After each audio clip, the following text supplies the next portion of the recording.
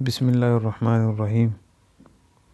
اصلاح زندگی، اخلاق حسنہ، بہترین اعمال اپنانے کی ترغیب و تذکیر، اخلاق رذیلہ، بری عادات سے بچنے کی ترغیب و تدبیر شروع کرنے جا رہے ہیں۔ سوال نمبر 1، اسلام کا معنی کیا ہے؟ جواب: عربی زبان میں اسلام کا معنی ہے تابعداری کرنا، حوالہ کرنا۔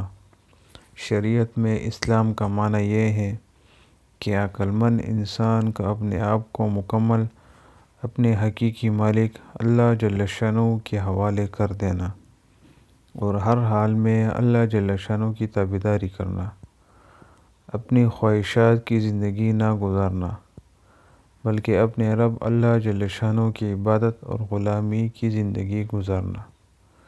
ایسے عقل مند اور خوش نصیب انسان کو مسلمان کہتے ہیں۔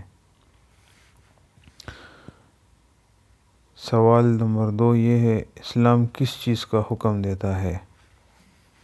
اسلام یہ حکم دیتا ہے کہ تم یہ گواہی دو کہ اللہ جل شانہ کے سوا اور کوئی عبادت کے لائق نہیں، اور محمد صلی اللہ علیہ وسلم اللہ جل شانہ کے آخری اور سچے رسول ہے، اور تم نمازوں کی پابندی کرو اور زکوٰۃ ادا کرو اور رمضان شریف کے روزے رکھو، اور حج بیت اللہ کی طاقت و اسباب ہو تو حج ادا کرو۔